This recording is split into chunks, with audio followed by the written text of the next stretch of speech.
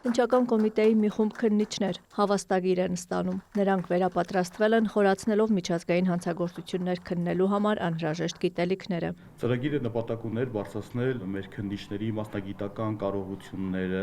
միջազգային քրեական արդարադատության ոլորտում, ինչպես նաև միջազգային համագործակցության գործնական հմտությունների ուղղությամբ։ 2024 թվականի փետրվարի 1-ին Հայաստանը պաշտոնապես դարձել է Հռոմի կանոնադրությունը վավերացրած պետություն, միանալով միջազգային քրեական դատարանին։ Այդպիսով Հայաստանին ոչ միայն վերապահվել են իրավունքներ, այլև պետությունը ստանձնել է հանձնառություն հատկապես քննիչների համար, որոնք միջազգային հանցագործությունների քննության ապահովման առաջին օղակում են։ Սա մեզ համար կարևոր քայլ է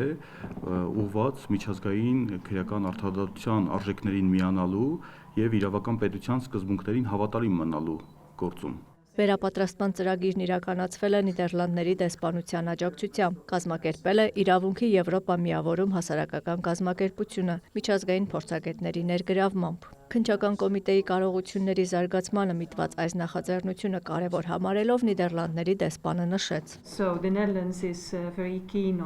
Ընդհանրապես օրենքի գերակայությանն աջակցելը Նիդերլանդների կառավարության առաջնահերթություններից է ոչ միայն Հայաստանում, այլև աշխարհի շատ երկրներում։ Եվ այս առումով կարող եմ ասել, որ մենք դատական իշխանության տարբեր ճյուղերի հետ ենք համագործակցում, սահմանադրական դատարանի, գլխավոր դատախազության եւ այլն։ Քննչական կոմիտեն բացառություն չէ։ Նիդերլանդները, որտեղ գտնվում է միջազգային քրեական դատարանը, շատ մեծ ուշադրություն է դարձնում նման նախաձեռնություններին եւ նկատել է, որ Հայաստանն էլ մշտական հետաքրքրություն է դրսեւորում միջազգային քրեական դատարանի հետ իր գործակցությունը ընդլայնելու հարցում։ Մենք վերապատրաստման ընթացքում սովորեցինք, որ այլևս, եթե Հայաստանի Հանրապետության տարածքում կամ Հայաստանի Հանրապետության քաղաքացիների կողմից կատարվեն միջազգային հանցագործություններ, այսինքն մարդկության դեմ ուղղված հանցագործություններ, ցեղասպանություն եւ այլն, նման պայմաններում մենք իրավասություն ունենք դիմել միջազգային քրեական դատարանին եւ ստանալ մեր իրավունքների պաշտպանություն եւ հետեւաբար այնտեղ գործերը կքննվեն եւ մեղավորները կպատժվեն եւ ամբողջ ընթացակարգը մեզ բացատրվեց եւ ոչ միայն մենք տեսական գիտելիքներ վերապատրաստման ընթացքում ստացանք, այլ նաև գործնական